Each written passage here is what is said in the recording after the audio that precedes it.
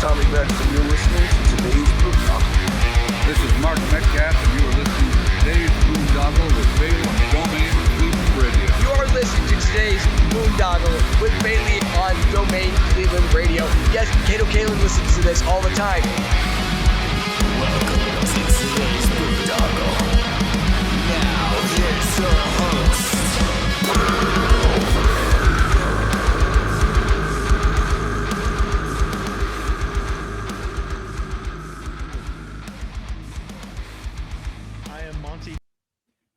What's going on, everybody? It's Bill Bailey with today's Boondoggle, and I'm excited for the conversation I'm about to have. I've been really enjoying the music I've been listening to, and I want to hear more about the story behind Zahna. What's going on? How you doing? What's up, guys? Thank you so much for having me. I'm Zahna. I'm excited to have you. There was a lot of good stuff that I was reading about, and then I was just like, listening to some of the new album as well as some of the older stuff that I want to get into with you. But usually when I have people on for the first time, I like to kind of go like way back. So do you remember when you were little, Zahna, what you originally wanted to be when you grew up? Yes, an astronaut. I didn't Nice, turn out nice. that way, though. Or maybe I did. Maybe I wanted to reach for the stars, Maybe that's what I was, subliminally telling myself. Exactly.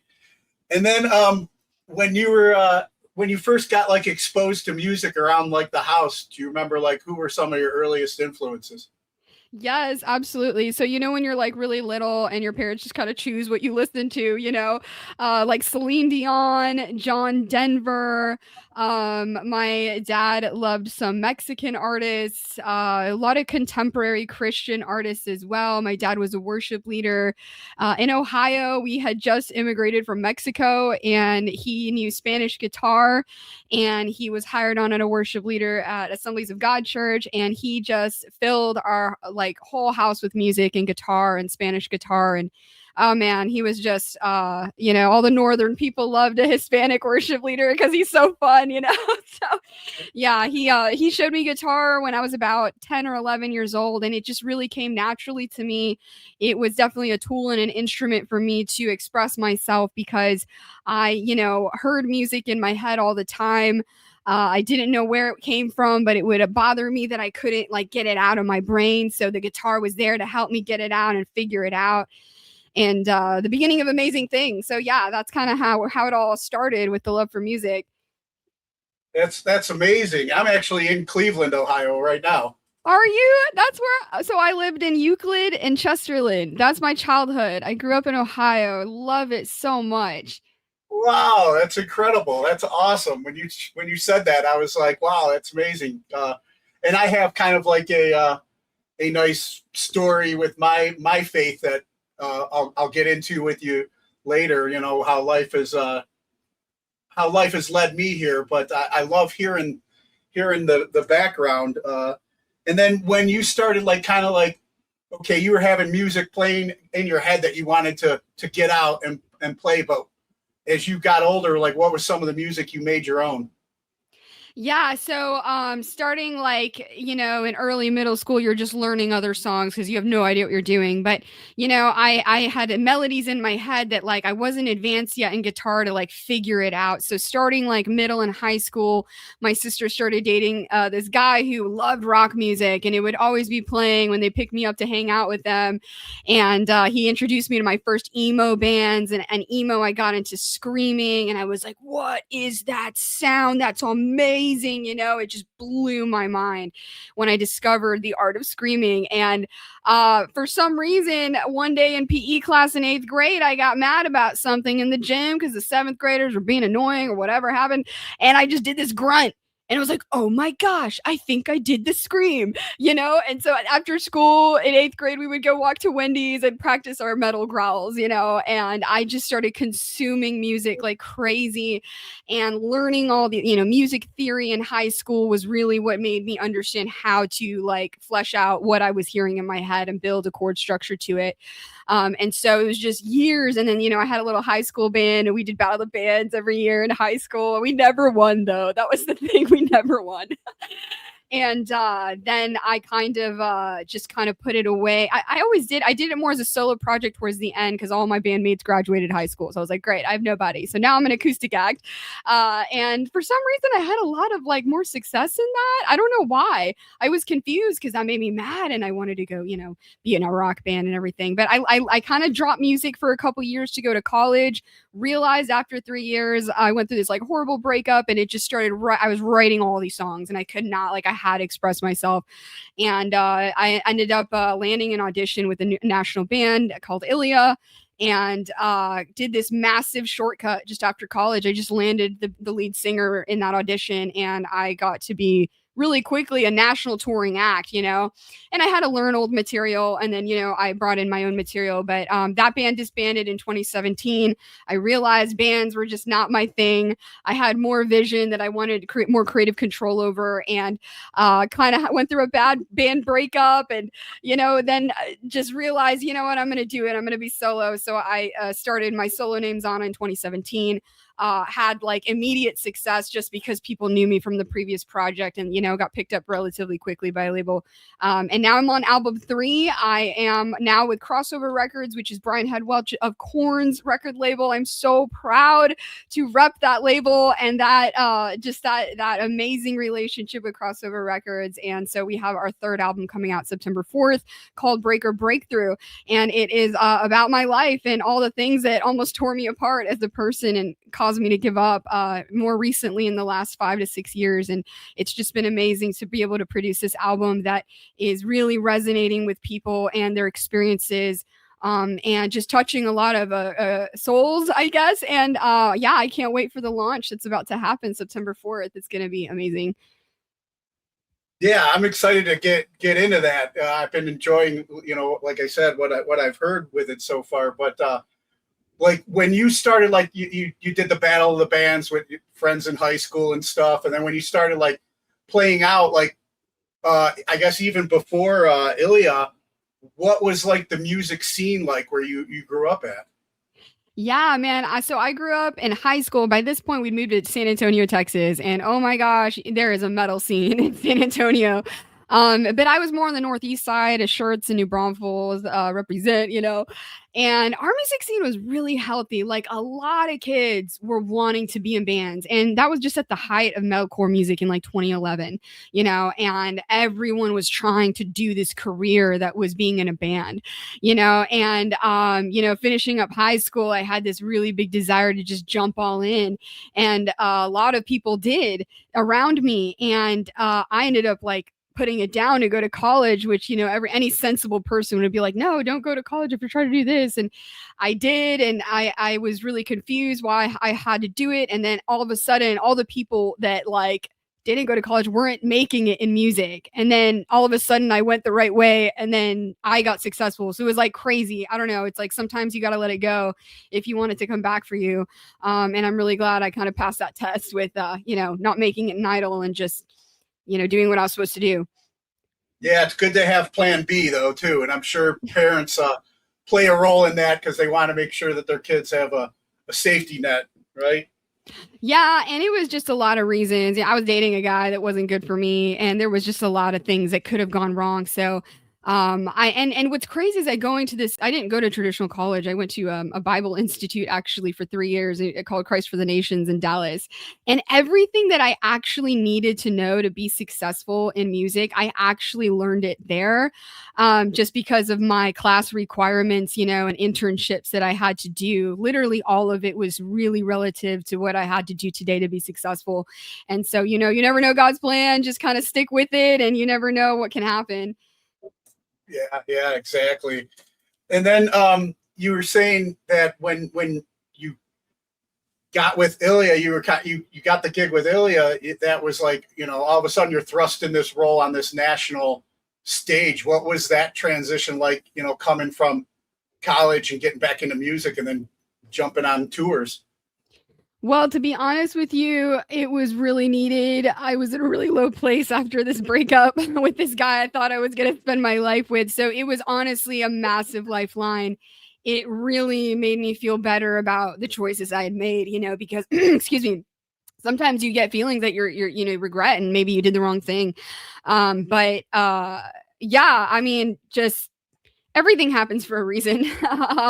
And going to ILIA was really, I had no idea yet. I thought it was going to be like my big career end goal. And what I didn't realize at the time was that, like, looking back now, it was kind of just training wheels for what I'm doing now. I had to learn the ropes of kind of how this works and kind of just be the rookie. And now I run Zahna, and it's, surpassed my old band. And I don't say that in pride. I say that in a lot of humility, that sometimes just serving and like learning is going to help you with the future. So yeah, I don't know. It's stuff, like I said, everything happens for a reason. So I went through a lot of pain with that band breakup. And now I just, looking back, I'm like, man, I'm just so glad I didn't give up, because this is way better. Wow. You said something there that, I've been getting, when you get like a recurring theme or message, God's like trying to like scream in your ear, hey, this is the way or whatever. But when you just said, when you got to the point of serving is like when the doors kind of opened up more for you. And I'm in recovery, and I was just had some stuff going on over the weekend. I was talking to another brother who's a believer and in recovery as well. And just reminded me, it's like, how big is my God? I roll out of bed and I start my day on my knees, and I call God into the day. But am I asking God, who can I serve? And what can you lead me where you need me and stuff? And a lot of times I'm not. So I'm changing my prayer life up a little bit with that, and just having that reassurance that, once I'm serving others and out of self, that's when self, does better, sounds like, right? It really does. Yeah, it really does. And it's like hard to like go through that process and like humble yourself and just like, but like, I don't know, I feel like it's just the best way. And I'm glad that you're, doing that prayer life. And I just want to encourage you, like, God is what makes you, like, you don't have to strive in him, you just accept his love for you. And out of that love, you do a lot of amazing things that you just couldn't do without that love. So, yeah, that's awesome, man.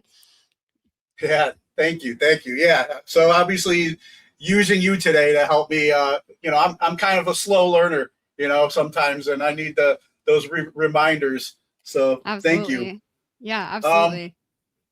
So then as you went through that band breakup, when ILIA kind of was done and you came back and as you're taking over the solo project, like as the training wheels came off and now you're driving this machine, what is that like early in the early days been like for you?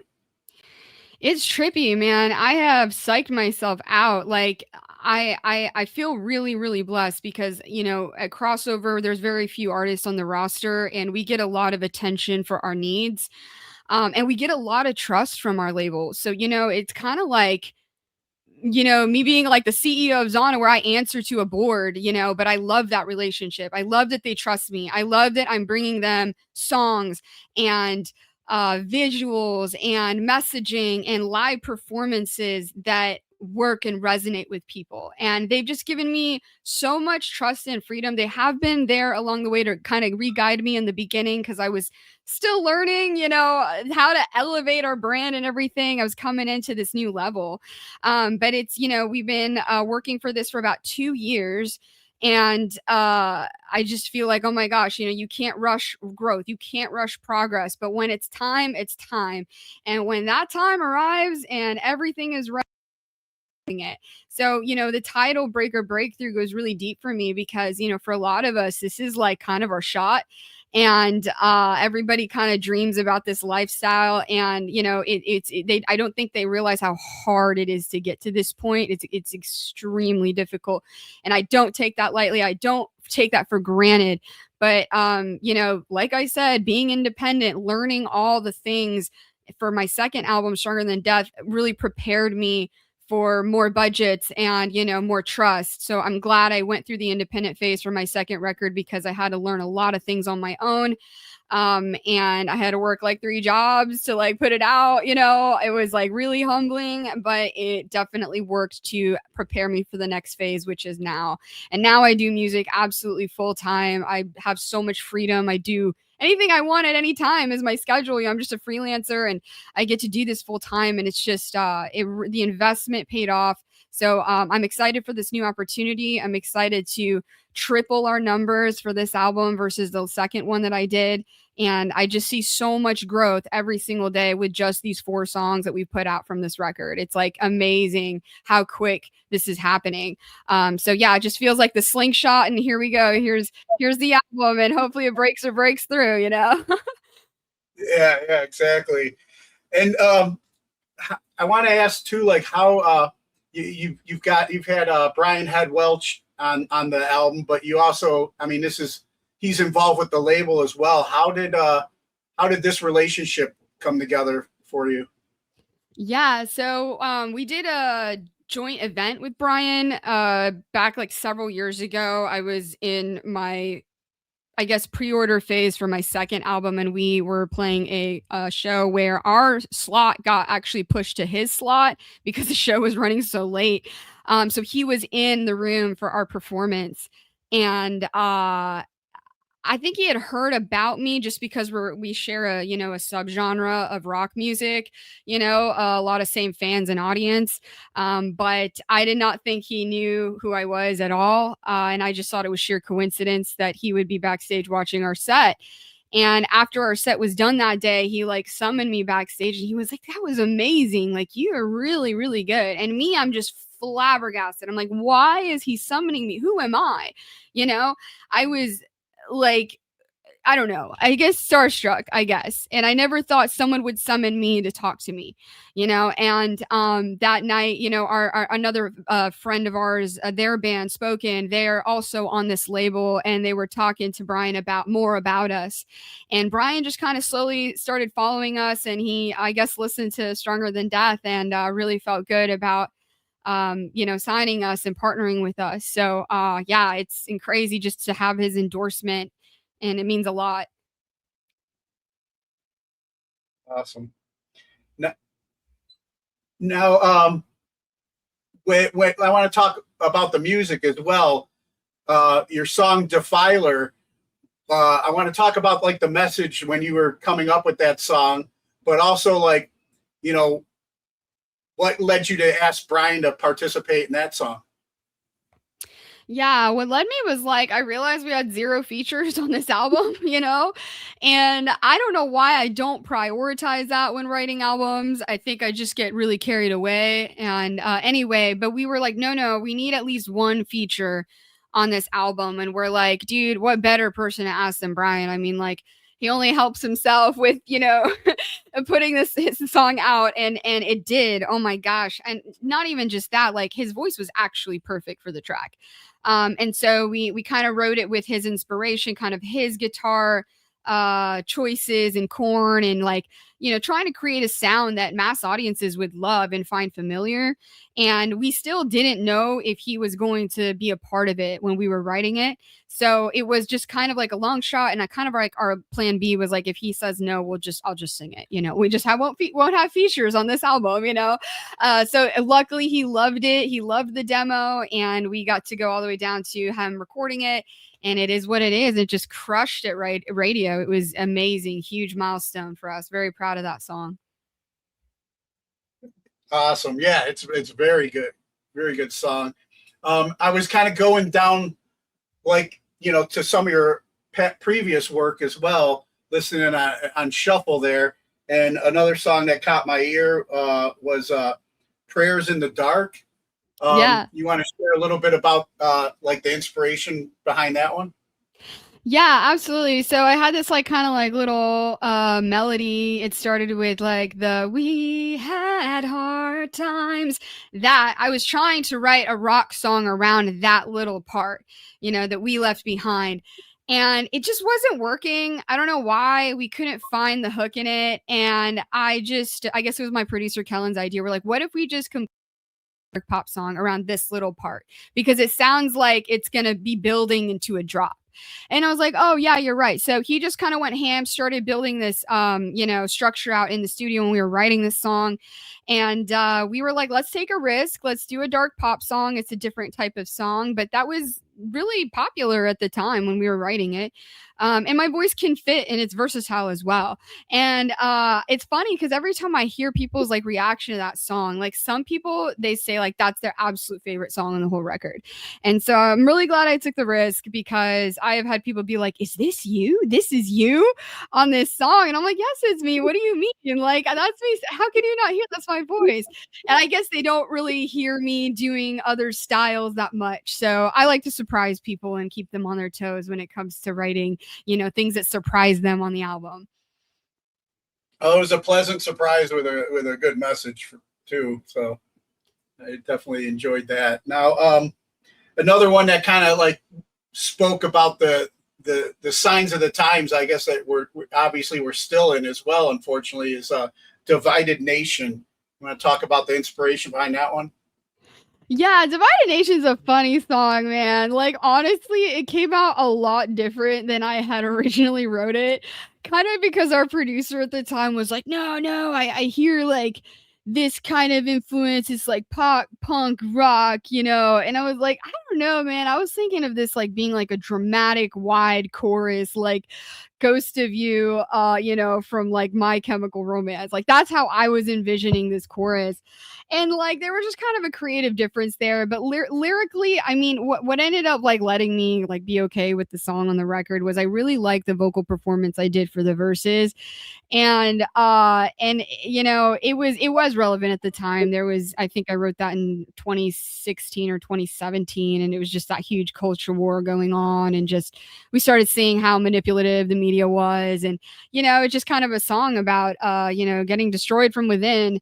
As a nation, and 10 years later, here we are. Like, look at what all that produced. Look at where we are now. It's just amazing. What a time to be alive right now is all I can say about that. Yeah, for sure. And I mean, definitely help made me want to lean on my faith a lot more because, I know I don't want to like go the opposite way and let fear take over, Yeah.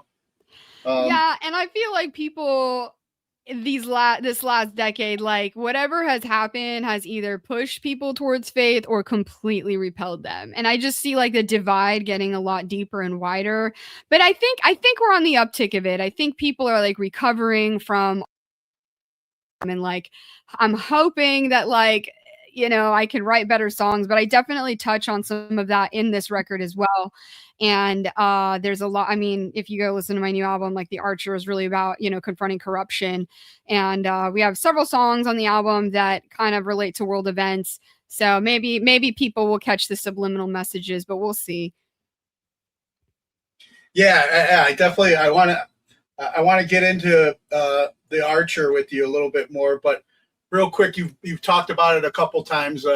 That last album, Stronger Than Death, but I'm curious about that particular like track too, and like the message behind that one. Oh, The Archer. So The Archer's on the new album, Breaker Breakthrough. But yeah, The Archer was just released as a single back in May, kind of to launch the whole album pre-order. And like I said, The Archer is this is a song about like evil trying to hide when it's exposed, and how, eventually evil has like a day of reckoning. Like eventually it's gonna like run out of gas and have to be confronted, but every time it's exposed, it squirms and runs away. So I kind of see a lot of like corruption being confronted now. Finally, I think this year a lot of stuff has become more open and in the media, and hopefully we're getting closer to the truth and everything. But The Archer is also kind of a spiritual concept where your flesh and your spirit are always fighting, and how the spirit is so much stronger, in Christian principles, how the spirit is viciously stronger than the flesh, and we always give so much glory to evil, but it's like, nah, dude, good always reigns. It really does. And it's a good thing that it does, because if not, you have nothing but chaos and ruins and people suffering. So, it's kind of like when the side of good lays down the law and stamps their foot and said, all right, you're done. I'm going to confront you and cut off your head. Pretty much. So yeah, it's like Goliath, Yeah. David and Goliath, very much so. Yeah, exactly. And like it says in scripture, what is brought, what is in the dark will be brought to the light. And it seems like a lot has been being exposed. And I mean, I kind of visualize like the archer, like zeroing in, and how sometimes we have to take the slings and arrows from the enemy, but we're able to fire back now. Yeah, I definitely kind of see it as like that scene in Mulan, the Disney movie, where like she just fires the cannon at the mountain and they all just kind of come down, like they all get wiped out from the avalanche, you know? And it's like sometimes that's all it takes is one truth being revealed for the whole thing to collapse, because the whole chaos is built on one lie, So it's definitely like a truth and justice song versus corruption and evil and that's hidden that is causing chaos. So that's kind of the visuals and the meaning I had when I wrote that song, and how we all kind of have the power to confront this. We are all the archer, like we all have massive ability to do immense good in this world. But it takes being honest with people and be like, this is evil, you have to stop here, and obviously evil doesn't like to hear that. And just be prepared for the conflict, because there will be confrontation, it has to happen, or else you kind of lead yourself to self-ruin as yourself and society. So thank God for order, thank God for the law, because like I said, people would suffer if not. Yeah, and like you said, I mean, once you find like I guess the linchpin or whatever, the cornerstone, and bring that house of cards down, we have the power as the people, Yeah. if we all come together and quit letting, like you said, the media deception and being a divided nation, we focus on what brings us all together. A lot of times for me, it's like, I've had during that time frame, there was a lot of like people that I've been lifelong friends with that all of a sudden like masks were falling off, and I seen how they believe certain ways, and we were being kind of like pitted against each other almost. But I valued the friendship more to just like unfollow or something rather than unfriend, and I wouldn't attack them for their beliefs. But if I posted something, I didn't get the same, treatment a lot of times. But yeah, I had the ability to just scroll by because I valued them as a person in the relationship more than being right, Yeah, and yeah. Yeah, and I just want to add to your point. I literally have a song about that on this new record called True Enemy. And it's about the mask falling off and your enemies realizing that like you're going to hate me, dude, because this is who I am and this is what I believe. And you're playing this identity politics game. You're willing to cut me off. Like you're willing to go this far. I guess I am your enemy if you hate me this much, like. And it's like, we don't have to tolerate this, and so I talk a lot about this, like, sort of confrontation with this stuff that, emotionally manipulative people like to pull on people. Like these games, these psychological games that are masked as virtue signaling, they're masked as like, oh, this righteous self-righteousness that is so off. It's like you just, and they're willing to alienate you from themselves. You just don't even recognize who these people are. And I guess we can't be friends anymore, because this is, so it's about standing on who you are. And yeah, it's very sad when the mask falls off, and the kind of the divorce that happens and the separation that happens in these relationships, that to me is just insane. It has nothing to do with love. It has nothing to do with righteousness. You're just leaving people behind. But if that's your version of morality, then how good are you really? You say you're better than your sense of righteousness is better than mine. Why? Who? What moral compass do you even follow? Like, and they can never answer. That's the problem. So it's inherently flawed. Anyway, I'm going off right now. I need to chill out. So we can go. No, I love it. Well, I was going to ask about that song as well, and I mean, you just totally got into it. But musically, starting off the album, it definitely like gets you. It gets you ready for the journey ahead. I love the build up at the beginning as well musically, and yeah, just right from the start, just rip that mask off, and then now sit down and see who Zahna is on the Oh rest of the yeah. journey, right? And I told people back in 2024, they can go look it up. But my interview with Brian, when we first came on, I was already starting to write the record when we did that. And I talk about this album being kind of dark, and I talk about it being controversial because I talk about a lot of things that are sensitive to people about this stuff, and I just realized like the mask has to come off. This is who I am as an artist. These are my beliefs. I don't mean to offend anybody, but I will not be emotionally manipulated. I will not be, because that's happened to me as an artist so much. Like I've been controlled in bands. I've been, controlled for a long time. Like, and, just as a kid, growing up, it's like, rip the mask off, find freedom. And, maybe my music isn't for everybody, but I know a lot of people it is for, and it's not just arrogant. It's not, it's very deep. In fact, this album starts, with True Enemy because it introduces the idea of anger and pain and betrayal, kind of causing this person to kind of like veer and kind of get this like embittered soul, and then the first half of this album is really like heavy. It goes through like a lot of pain and turmoil and torment, and then some songs are there to kind of reel it back into the pain and the vulnerability instead of anger. And so by the end of this album, like you really feel like you took this journey, because the end, thank God, is beautiful, and it just took a lot to get there. So it kind of symbolizes my life in a couple years of how all this like abuse and emotional manipulation that I've experienced in professional life, how it morphed me into something that I didn't want to be, that I didn't realize I was becoming. And then kind of the journey of like humbling and repentance and, dealing with my own issues. And that is what brought me healing and joy now, and, a deeper faith in God, actually. Yeah, it's definitely many layers of depth in this album. If people give it a chance, if they go listen to it, and kind of try to find more deeper meanings through it that maybe they can apply to themselves, instead of just being like, oh, it's just this, angry song. It's not. There's a lot to it. So I hope people like it for sure. Awesome. Yeah, a lot of what you said too. What I really loved is I've had a lot of, like, I myself kind of have had experienced early on when I was doing this podcast. During that certain time period, I had beliefs and guests on that said certain things that my channel paid the price for, and it is what it is.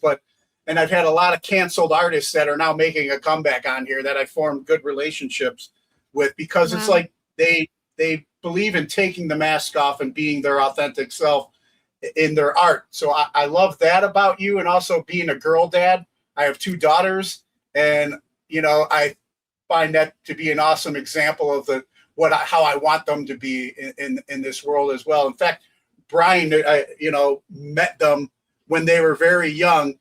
He may not remember this, but it was a opportunity at this music festival when he was away from Korn at the time, and he just told me what a blessing I had when I had my little girls there with me at this show. And I'll never forget that, because that's when I was early on in my recovery and my spiritual walk. So it's cool how things kind of all interconnect and come together. But I'm definitely finding inspiration from your sharing right now too.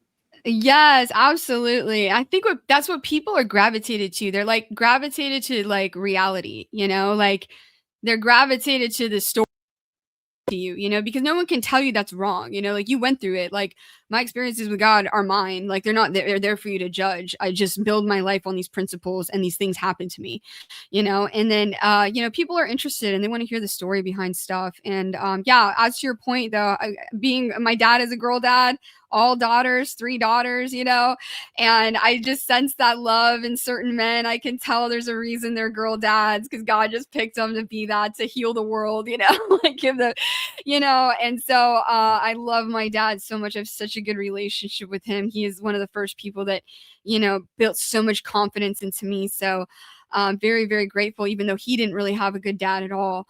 And I feel that love with Brian too. There's just like this, innocent, like father love, because he has Janaea, and so there's so many good, healthy men like that, and it's so important, your presence and what you guys do. Yeah. Well, they've been a huge role in healing me and my journey as well, and just trying to be a better man, a little bit little bit more today than I was yesterday, and I don't always get it right, and I'm still up. They're adult women now, and I still tend to upset them at times, you know. But I know where my heart is for both of them, and they've played a huge role in my recovery and healing. So I love to see other women that have come, you know, from something similar, and just like you said, that the authenticity part is so important. We're entering in this world of AI, you know, where it's like things are such like they're artificial or made up, and I think a lot of people are yearning for authenticity and realness right now, and for those of us that can stand our ground and plant our flag and be that, I think that's a huge light for a lot of people as well. Yeah, absolutely. It's also harder though too because people have a lot of prejudices now when they see something they don't like. Like anything can just make people be like, unfollow, don't like you, not a fan anymore, you know. And I think it just comes from instant culture. So much choice. We have so much surplus of every product, everything. Pretty much, it's just like, why do people give us the time of day when there's so many options, you know? So yeah, it's just another layer of difficulty of being in a band, you know. But again, the most successful artists that I know that, you know, I personally know are just they have a lot of original ideas. You know, they're not like just repeating everything that everybody they have maybe some controversial ideas. Maybe they have a personality that is not absolutely likable by everybody, but they're very successful and they command their own type of respect, you know? And so you can either judge those people and call them arrogant, or you can just sit down and listen to what they have to say, you know, and maybe glean some good stuff out of them. So, yeah, it's just a cancel culture. Hopefully it retires soon because man, we are just making echo chambers in people. We got to make musicians great again and, you know, create better art than this, you know? Yeah, exactly. And then I want to ask too about, you know, your latest single, Love and Loss, and kind of like, I read a little bit, but if you want to share like the story behind that song. Yeah. So Love and Loss was, I wrote that song in the summer of 2024. Actually, sorry, in the spring because my father-in-law passed away in February of 2024. And I just came off the 1-year anniversary of my album called Stronger Than Death. And here I am 1 year later after this amazing, successful album release, celebrating the anniversary in the hospital with my father-in-law dying. So it was like, dude, just felt like another blow. You know, I had just come off a kidney transplant in 2019. I was, you know, starting to try to stabilize my life. We had just gotten the news that Crossover wanted to sign us, and we were able to tell my father-in-law, Alan, 2 days before his heart stopped that we were getting picked up. And he was just so proud of us. And I'm just so grateful we got to tell him before he went. And after he passed away, just a lot of things changed. You know, the family business had to stop. We lost a lot of stuff, and none of it really matters. I mean, we did lose a few pets as well. So it was just like, I unfortunately have this like shelf in my house now that's just for cremated remains. You know, like I hate that I had to the last 4 years create a shelf for that where like my pets and my father-in-law is, you know. So that song is just like, it just reflects a lot of pain and loss after like years and years of loss. But I'm really glad it's being used to encourage people. And we lost so many people in COVID. We lost so many businesses, so many dreams, so many marriages, so many families fell apart, and people lost a lot of stuff. So I just hope that they, you know, I hope it serves a purpose through this song, is what I'm trying to say. Yeah. Thank you so much for your authenticity and vulnerability with this. You know, I know that was a tough subject to talk about, but I think the ones that the songs and stuff that are written from the heart reaches the heart. You know, and I mean, I'm tearing up. You know, right now it's I think those are the best messages because a lot of us need to know we're not going through a lot of these things alone. You know. And there's a lot of people I think that song's gonna help and heal. So I thank you for that. The title track for the album, Break or Breakthrough, you kind of touched on that a little bit earlier. You want to kind of share more about that? Yeah, Break or Breakthrough, man. That song was crazy writing that song. Like, okay, so it was like, what was it? Like the last 2 days of studio writing time. And we're like, okay, we need to knock out the last song in 2 days because, we had to go back home and that was our scheduled time. And the night before, I just heard like this haunting melody before I went to sleep. And I was like, what is this? This is so beautiful. And the next day, I walk in the studio and our producer's writing this guitar riff that literally matches the chorus I had just heard in my brain the night before. I was like, no way. It matches perfectly. And so we wrote this song so quick because it was coming together so fast. And for the lyrical matter, like I had written a couple lyrics that had to do with, repairing, relationships, specifically romantic relationships that had been through a lot of turmoil. And, just kind of drawing from my experience with, the tumultuous times that my husband and I had to deal with so much chaos around us, like with my kidneys failing and then like our industry just dying during the pandemic and then losing people and everything we lost. And it was just like the most chaotic first newlywed couple years. And, we suffered a lot of blows in our relationship, and that song is just about healing from all that stuff. And I'm just so proud of us because we have been through things that would have broken other people, like absolutely broken them, and their marriages. And it's just kind of a love song that you find your way back to your person, and nothing could really break that love that you have for them, and just kind of healing all the years and falling in love again and trying to repair. And it's just such a paradise, like marriage can be heaven or hell. It really can. It can be absolute paradise. And, when two forces are disharmonized, it can be really, really bad. So I'm just, I wanted to be honest. I wanted to write a song that was about love blooming again, which is kind of why the lyric video is about this, beautiful, fragile glass forest garden that, is freezing, but then it starts to, warm up and repair and grow. And, it's worthwhile, and it becomes this huge paradise. And glad that we're just in such a great place now. So it took a lot of work and pain and therapy, and we made it though, and we're here. That's beautiful. It's awesome. I was literally just like on a men's recovery meeting before I got ready for this interview on Zoom. And what I love about this journey and my personal journey, and especially this group of men that I get to meet with and share, is like us being able to be vulnerable, and like, we don't always have to be like the tough guys that, that society or whatever expects us to be. We feel too, we get wounded, and the weight of trying to be a better man and a better father and a better husband and stuff can sometimes get to be a lot, and I got to like be vulnerable earlier on before this. And I remember an old sponsor would say to me, the good news about recovery is you get to feel again, and the bad news is you get to feel again, But, yeah, that's a good way to put it. Yeah, but I would rather be vulnerable and cry as a man in front of others, than escape and numb through drugs and alcohol like I used to. Because when I was doing that, living that life, I wasn't a good man. I wasn't a good father. I'm not, good for my family or of service to others around me. And so I'm grateful for this journey, and I thank you so much too for, just sharing your heart on here.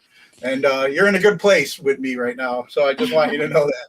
Yeah, thank you. I was so nervous about this press, cycle because, I actually have to talk about the whole record. And I knew this was going to happen. And I knew I was going to have to talk about really painful things. And so thank you for allowing me the space to, get a little emotional. Try to get it back together here. But yeah, it's absolutely true, man. Like, I mean, sometimes war can just leave ruins. But like the harder thing is to repair. And through all my issues, through all my problems, like I realized, like now I completely think of love differently. Like I used to be really selfish about love. I used to think I knew what love was. And the truth is love is absolutely pain because it's literally about self-sacrifice. Love has nothing to do with you as a person. It's completely about the other person. And that is hard to hear, because people just say, oh, love is love. Like, what does that mean? Like, that's a circular definition. Like, love is defined. Love is, listed in First Corinthians. If you really want to go check it out, like, there is definitions of love. And if you go look at what the definition of love is, it has nothing to do with yourself. It's absolutely opposite of self-serving. It is not rude. It's not boastful. It does not keep a record of wrongs. Like if you go and compare yourself to that verse and you start to realize, wow, I'm really not a good person. I'm really not as loving as I thought I was, because if you loved people, you would absolutely be experiencing emotional pain because to love is to be self-sacrificing. It's a commitment to pain because, that person you love is going to hurt you too. But love is it's worth it. It's absolutely worth it. And if that's all you're here to learn in this life, then it's worth it. Wow, I needed to hear that right now. God has blessed me with my fiance is.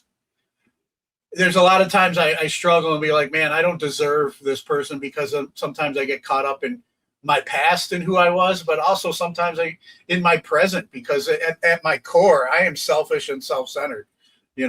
I want to control everything and I want all the bells and whistles and the prizes.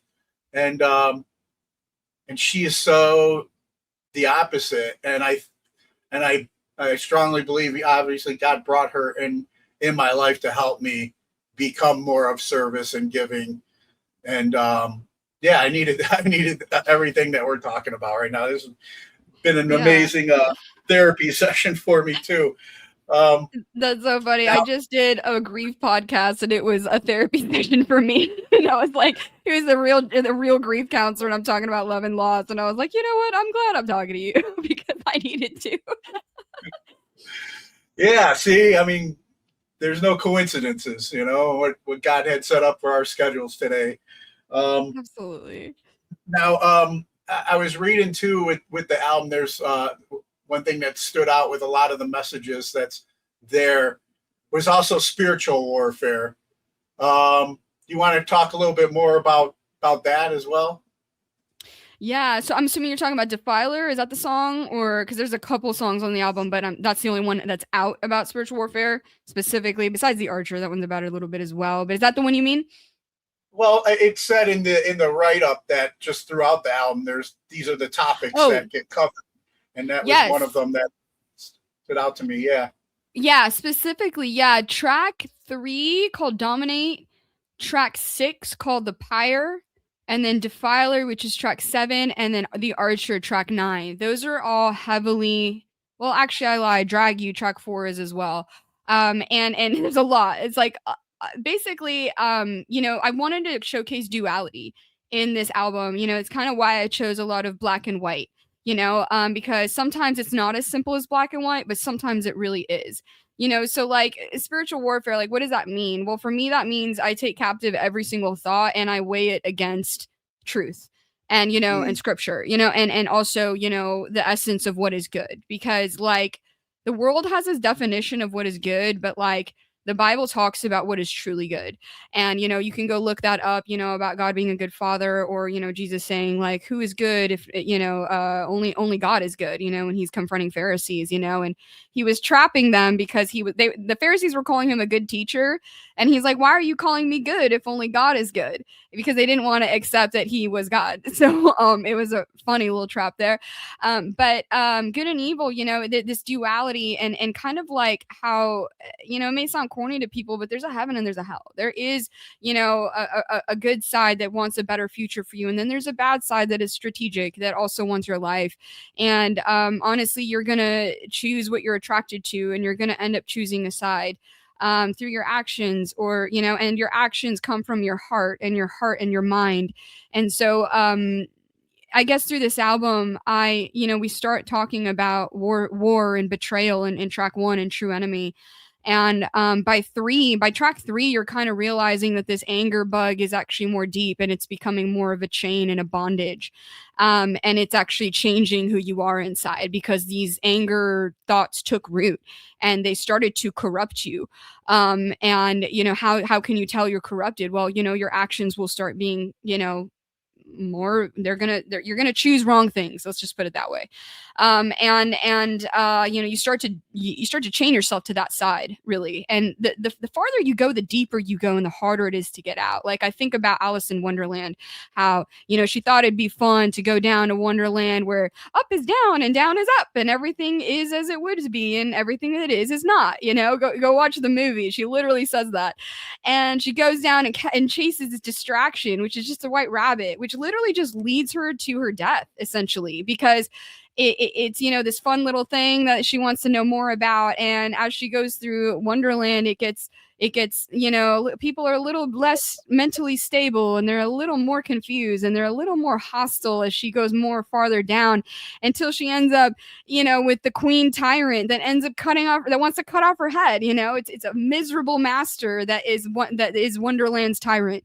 And I kind of think of Wonderland as hell, that you just go through these levels where it seems fun, but truly deep down you are submitting yourself to a very wicked master that will lead you to your ruin. And so that's why goodness and order is good. It's anyway, I don't want to go too far off, but through this album, you see where, anger was chosen, or you see where, idolatry was chosen, and maybe, these difficult topics we talk about. But how, if you can go through, like Dante's Inferno, he goes through hell, he witnesses all his own sins, and he realizes how evil he is. Okay. So he has nowhere to stand to judge evil people, because he is also evil, and deep down we kind of are. Okay, without a good light, a good guide telling us what is good, we would go all astray. Okay, and people might be offended that I say that human nature is wicked. That's your opinion. But let's just be honest, nobody taught you how to be rebellious as a kid. Nobody taught you how to disobey, right? You just did it. And so anyway, it's through the end of the album, you start to kind of see how spiritual warfare, can change. You have a good side you can call upon, and so Defiler is really a point in the album where the person wakes up to all this torment in their life, and they're like, what have I been enslaving myself to? Why am I so tormented? Why am I so depressed? Why am I so angry? Why do I feel nothing anymore?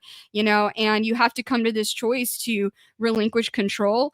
And once you do, you start to realize how much bigger and better the other side is that is good. And you're like, oh my gosh, this was no contest. Like, the good side is so much more powerful than the evil side, but with that comes, conquering your flesh and saying no to evil things, and so it's this process of sanctification. And, at the end of the album, you see how this person, I guess, made it out with so much joy and gratitude, and was so happy to get humbled, and was so free after leaving all these things behind. So that's super in depth. I know. I mean, people, there's way more interpretation to it. I just, also want to let people kind of decide for themselves. But that's how I wrote it. It's definitely a journey through hell and facing yourself. Yeah, that's awesome. That's amazing. I and that reminder too is just like, I literally was, as I said on that meeting before that, and taking the thoughts captive. It's like every day I have to armor up for battle. I have to call God into my day, because if Bill runs Bill's show, it's not going to be good. It's going to be disaster. And I sometimes, I'll have so much negative self-talk, but I know that's the enemy. Mm-hmm. I know that what God has planned for me is to prosper and, to serve others. And this has been a great conversation that I needed to have with you today. I want to ask too, before we get ready to wrap up, I see you do vocal coaching as well. How did you get into that, and what's that journey been like for you? Yeah, so I am a vocal coach. I just got done with a session and a student this morning. I started taking private lessons when I was 15, when I was starting to get into like, my rock band in high school, and my dad was taking me to class every other Saturday. And then once I started actually performing, I started seeing like how much holes I had in my knowledge because it was so much more physical live than I expected. And I would just hear recordings that I didn't like my performance. And I didn't know why I would perform great one day and the next day I didn't know, because I didn't know what I was doing exactly. So it caused me to go on this journey of just being really consistent vocally and learning exactly what I was doing wrong. And during the pandemic, I had just had my kidney transplant and I was about to go out on my first solo tour. I put 20 grand in, I got a new van, I got all this stuff, I put in thousands of dollars, and then the pandemic shut it down. Like I was like 4 dates in. So I had no choice but to start vocal lessons because I needed to pay off all my new gear. And it was the best thing I ever did because it forced me to become a really good teacher because I had to know my stuff and get ready for class. And I've been teaching now for 6 years, and now I'm so grateful I did it because there's so many layers of voice. I feel I'm barely getting to it, but I've been able to test my technique on stage. And I just tell people singing is like kung fu. You got strong technique, you got strong kung fu or not, And so it's my passion to continue going down the rabbit hole for helping people sing better. I have a consistent vocal roster now of students, and I just love them so much. And it makes me so happy every time they progress, every lesson, and every.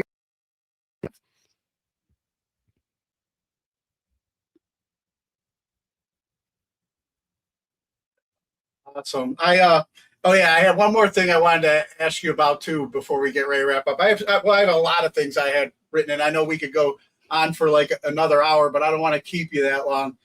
But something else that I connected with that I saw was being a chronic illness advocate. I'm somebody that from my time in the military, I still deal with like chronic pain and other like immune issues. Do you want to mind sharing a little bit about becoming a chronic illness advocate? Yeah, absolutely. I'd love to. So I've kind of had physical issues my whole life. I deal with a lot of like random, just passive issues like asthma, really bad allergies, myopia. I have medullary kidney disease. I have some physical limitations. So, yeah, I had a kidney transplant in 2019, and that was really mind blowing because I never thought that I would have to go through something like that. I had to conquer a lot of psychological fears to get through that. And I also study right now, currently, my subject of study is cranial disabilities, like what causes asymmetry, how that affects the voice, how that affects the singer athletically when they're performing. I just got landed an endorsement with intake breathing, which is a nasal passage corrector piece that I wear live, and it has changed the game for me. I'm not wearing it right now. I'm starting to just have a really big passion for people because I see that chronic illness is so prevalent in this generation that to be an effective vocal coach, I have to know about biological limitations and how to get through or around them. So I have a couple students that have some issues that has made me go even more down that trail of education, and I've been unlocking a lot of things in my own ability. So once 2027 comes, which is going to be tour peak season for me, I'm going to really test a lot of this and hopefully in the future release my own vocal course. That's kind of my goal. But I want a couple more years to test my technique, and then we'll see. Nice. Yeah, I was going to ask about that too. With the new album coming out September 4th, in a matter of weeks here, was there going to be some touring to support it and possibly coming back home to the Cleveland area on that tour? Oh, it'd be my dream to come back to Cleveland. I tell my husband I want to retire in Ohio so bad. I just want to be this old lady that like draws comic books and writes books, or something, out in Ohio because there's something special about it. That place, I love it. Yeah, I don't have. So I don't know what I'm allowed to announce yet. So I just 95% certainty we will be touring next year, and hopefully it'll be in a city near you. I just can't really say yet. Okay, great. Well, before we wrap up, I want to ask you just a couple questions that I normally ask my guests that I have on here.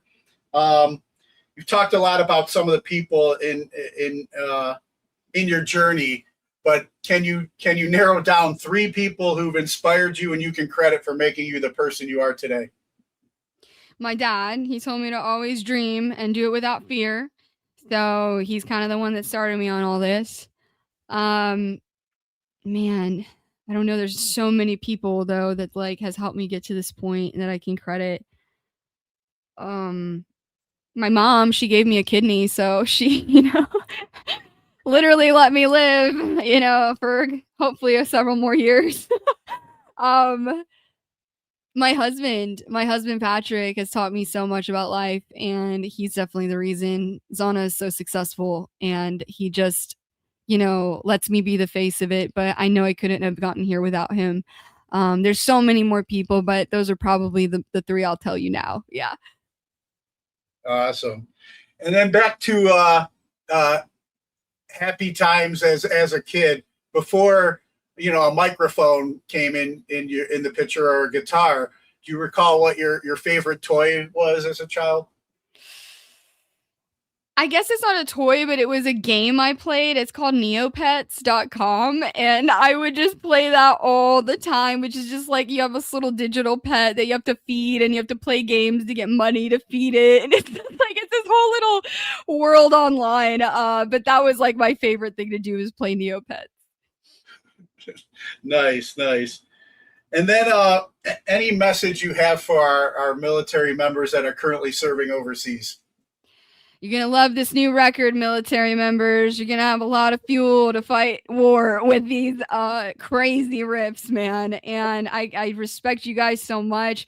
You guys are actually doing it. You guys are on the front lines. And I'm just so proud of, even if you are a veteran and you did in the past, like our bass player, Trent, he is an Iraq Army veteran, and he has seen action. He's been in action, and he's lost a few friends in action. And we have a massive respect for military people in this band. So my father-in-law, Alan, also had service. My brother-in-law, Chris, is currently serving right now. So shout out to the vets. Shout out to soldiers.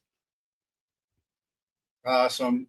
Zahna, thank you so much once again for this conversation. It was very therapeutic for me as well. It was great talking with you and getting to know you better. Now, for fans out there that may be new to hearing about you and now want to support and follow your journey, where would you send them? Yeah, I'm definitely most active on my Instagram, guys. Zahna Official is just my username. And then ZahnaOfficial.com, you can find out if I'm going to be playing a show near you.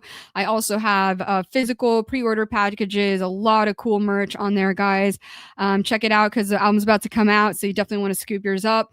And Zahna Official is all my usernames. So that's ZAHNA Official at TikTok, Twitter, X, and Facebook and Instagram. Check it out. Awesome. Zahna, once again, thank you so much for the conversation and your time. It was great talking with you. Absolutely, Steve. It was such a blessing. Thank you so much. Hopefully we'll catch up after the album's out again. Yes, for sure. Awesome. Take care. Thank you. Alright! Listen up! Hold on to your seats! Grab your girls, grab your beers! Hey everybody, this is Charlie from Anthrax, and you are listening to today's Boondoggle. This is Mark Metcalf, and you are listening to today's Boondoggle with Bailey on Domain Cleveland Radio. You are listening to today's Boondoggle with Bailey on Domain Cleveland Radio. Yes, Kato Kalin listens to this all the time. Welcome to today's Boondoggle. Now, here's your host.